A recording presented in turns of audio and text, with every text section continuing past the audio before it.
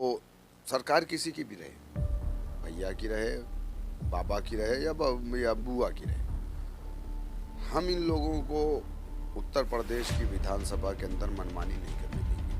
Samajwadi party के office में वहाँ पर जो हालात है मुसलमानों के जाकर के देख के, मैं फला विधायक, मैं फला अध्यक्ष जी से कह दीजिए मैं मिलना चाहता हूँ, सिक्योरिटी गार्ड कहे चलिए बाहर चलिए।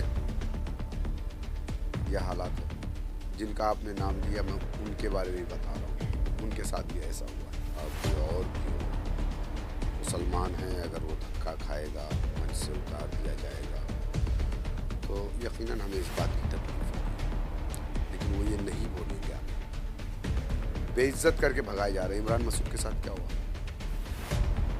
क्या हुआ? भगाया गया, बेइज्जत किया गया, धोखा। खुशी खुशी गए हैं ना।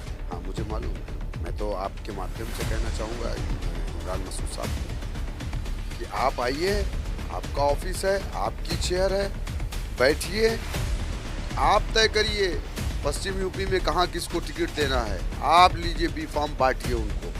19% मुसलमान उत्तर प्रदेश में है, 5% सरकारी नौकरी में है, 40% लोगों के घरों में बिजली नहीं है, 40% उत्तर प्रदेश में मुस्लिम महिलाएं जाहिल हैं, अनपढ़ हैं।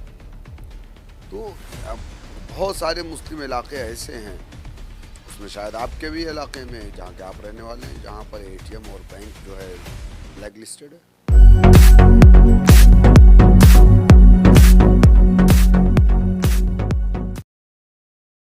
नमस्कार, आदाब। आपके साथ मैं हूं आकिल रज़ा।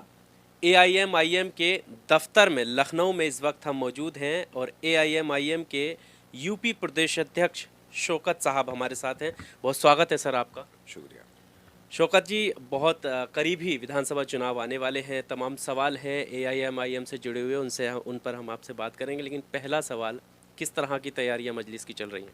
हमारी तैयारी मुकम्मल है और अल्हम्दुलिल्लाह हम लोग वर्चुअल मीटिंग के लिए भी तैयार हैं।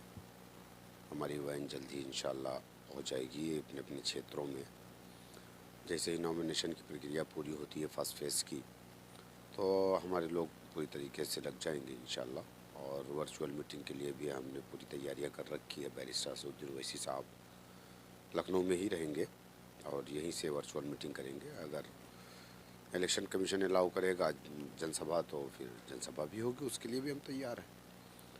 तैयारियां लगभग कंप्लीट है। हमने अपने लगभग 17 जो कैंडिडेट अनाउंस भी कर दिए हैं।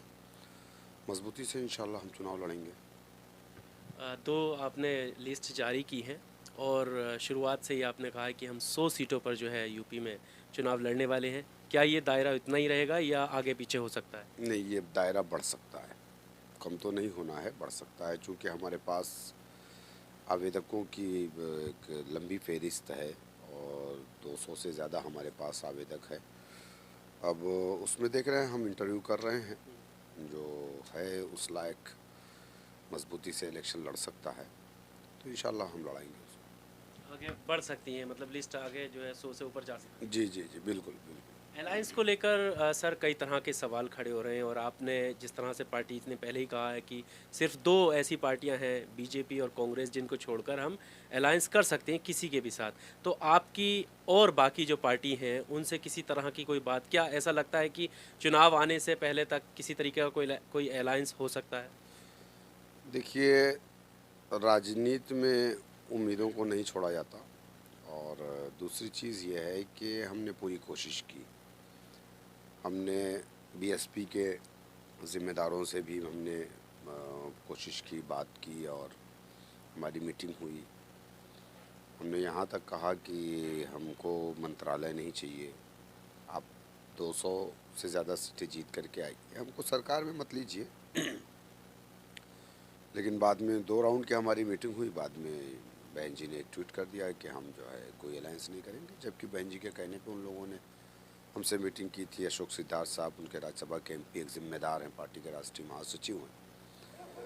फिर हमने कई लोगों के ज़रिए से, आपने देखा होगा कि शिवपाल जी और ओम प्रकाश राजभर और चंद्रशेखर और बैरिस्टर असदुद्दीन ओवैसी साहब, हम लोग एक साथ बैठे शिवपाल जी के घर पे, वहाँ पे ये बात हुई कि हम लोग मिल कर के जो है अखिलेश यादव से बात करेंगे। तो उसमें ज़िम्मेदारी दी गई शिवपाल जी को कि शिवपाल जी बात करेंगे। तो शिवपाल जी ने कहा कि अभी तो मेरा फ़ोन नहीं उठा रहे हैं अखिलेश यादव।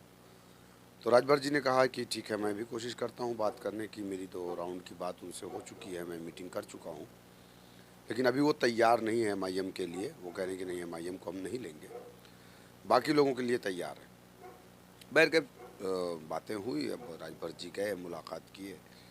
अब मुझे नहीं मालूम कि राजभर जी से उनकी क्या बात हुई, क्या नहीं बात हुई, लेकिन राजभर जी के देखा मैंने कि वो उनके साथ हो लिए। उन्होंने जो भागीदारी संकल्प मोर्चा बनाया था, उस मोर्चे को उन्होंने छोड़ दिया।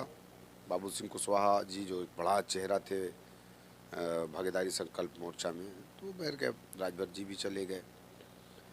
और फिर थोड़े दिन बाद आपने देखा कि शिवपाल जी भी जो है चले गए। खैर, उनके चचा भतीजे का मामला था, उनके परिवार का मामला था। शिवपाल जी यकीनन बहुत अच्छे आदमी हैं और बहुत ही अच्छे सियासतदान भी हैं। मैं उनकी इज़्ज़त करता हूँ, एहतराम करता हूँ और इंशाल्लाह करता रहूँगा। लेकिन अगर मैं ये कहूँ कि हमको समाजवादी और बीएसपी और ओम प्रकाश राजभर इन लोगों ने धोखा दिया है। और यकीनन ये लोग मुसलमानों का वोट तो चाहते हैं, लेकिन ये नहीं चाहते हैं कि मुसलमान लीडरशिप उत्तर प्रदेश में डेवलप हो जाए। क्योंकि मुसलमान लीडरशिप अगर उत्तर प्रदेश में खड़ी हो जाएगी तो यकीनन इन लोगों को मनमानी नहीं करने देगी। जिस तरीके से मुसलमानों से ये लोग वादे करते हैं इलेक्शन में, रिजर्वेशन के वादे, स्कूल के वादे, मुसलमान बच्चों को जो आतंकवाद के झूठे मुकदमे में जेल में डाला गया उनको छोड़ने के वादे, इन सारे वादों पर मुसलमान इनको वोट करता है। सरकार बनने के बाद ये कभी अपनी उस मैनिफेस्टो में जो वादे करते हैं उस पर बात भी नहीं करते।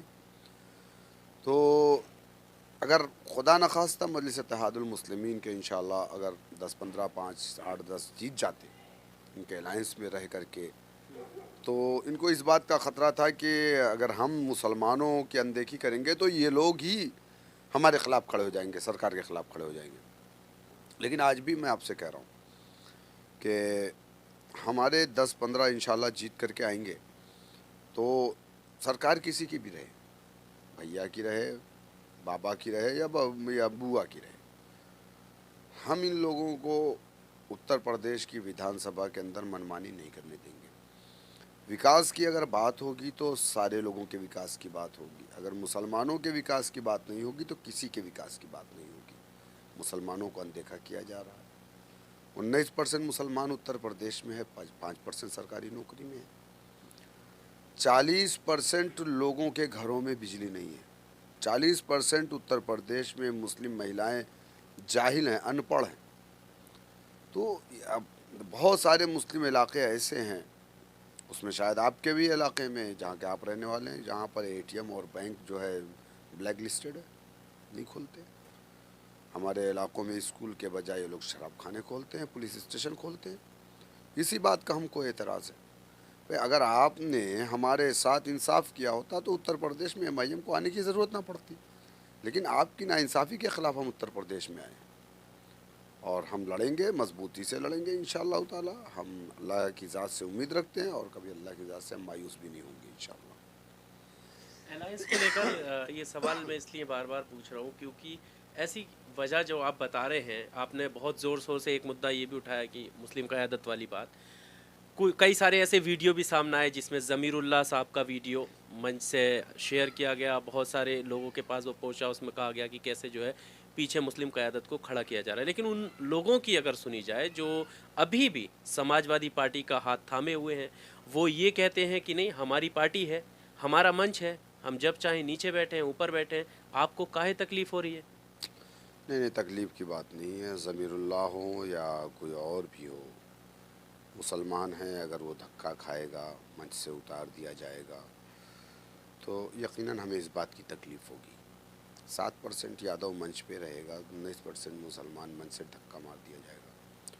वो एक अलग बात है कि ज़मीरुल्लाह साहब अपनी पार्टी की बात कर रहे हैं, या वो एक उनका मैटर है। लेकिन चूँकि हमको तकलीफ़ हुई तो हमने उस बात को रखा आवाम के बीच में, हमने कहा कि ये गलत हुआ है। अगर आप सबका साथ, सबकी विकास, या आप एक सेकुलर पार्टी बनने का दावा कर रहे हैं, तो ये सेकुलरिज्म की डिफिनीशन नहीं है कि आप 19% मुसलमान जिसका जो आपको वोट डालता है, 4 बार आप हुकूमत में आए उन्हीं के वोटों की बदौलत आप उसको मंच से धक्का दे देंगे। ये गलत है और मैं बिल्कुल ज़मीरुल्लाह साहब की बात से इत्तेफाक नहीं रखता हूँ। आपने जो स्टेज पर देखा वो तो पब्लिक प्लेस पे था, लेकिन आप जाइए समाजवादी पार्टी के ऑफिस में, वहाँ पर जो हालात है मुसलमानों के, जाकर के देख के आइए। कैसे हालत? मैं फला विधायक, मैं फला अध्यक्ष जी से कह दीजिए मैं मिलना चाहता हूँ, सिक्योरिटी गार्ड कहे चलिए बाहर चलिए। यह हालात है। जिनका आपने नाम लिया मैं उनके बारे में ही बता रहा हूँ, उनके साथ भी ऐसा हुआ है, लेकिन वो ये नहीं बोलेंगे आपको। बेइज्जत करके भगाए जा रहे हैं। इमरान मसूद के साथ क्या हुआ? क्या हुआ? भगाया गया, बेइज्जत किया गया, उनको धोखा खुशी दिया खुशी गया। गए हैं ना। हाँ मुझे मालूम है। मसूद आलम साहब का एक वीडियो आया है, उसको देखा आपने? क्या कहा? इमरान मसूद का वीडियो आया, देखा उसने? उनको जो अल्फाज का इस्तेमाल किया, कुत्ता बना दिया, ये अल्फाज का इस्तेमाल किया उन्होंने। तो मुझे अफसोस होता है इन लोगों पर। मुझे अखिलेश यादव पे अफसोस नहीं, मुझे अफसोस अपने लोगों पर है। जहाँ 60% मुसलमान हैं वहाँ तुम 4% यादव तुम्हारे विधानसभा में, तुम जाकर के वहाँ पे क्यों लाइन लगाए हो? आइए आप टिकट बांटने वाले बनिए। मैं तो आपके माध्यम से कहना चाहूँगा इमरान मसूद साहब को कि आप आइए, आपका ऑफिस है, आपकी चेयर है, बैठिए, आप तय करिए पश्चिम यूपी में कहाँ किसको टिकट देना है। आप लीजिए बी फॉर्म, बांटिए उनको। आप टिकट मांगने वाले क्यों बने हैं? हाँ? आप टिकट मांगने वाले क्यों जाकर के आप दूसरों के दरवाजे पे गिड़गिड़ा रहे हैं? आपको इस दुनिया में अल्लाह ने इंसाफ कायम करने के लिए भेजा था। आप दूसरों के दरवाजे पे जाकर के आप भीख मांग रहे हैं इंसाफ की, कि मुझे भी टिकट मिलना चाहिए। क्यों? आप लोग खुद जा कर के वहाँ अपने आप को बेइज्जत कर रहे हैं। हाँ? ये कौम कभी किसी के सामने झुकी थी और ना झुकी है, ना झुकेगी इंशाल्लाह। लेकिन मुझे अफसोस होता है अपने उन भाइयों पर जो लोग जा कर के वहाँ पर इस तरीके से झुक जा रहे हैं एक टिकट के लिए।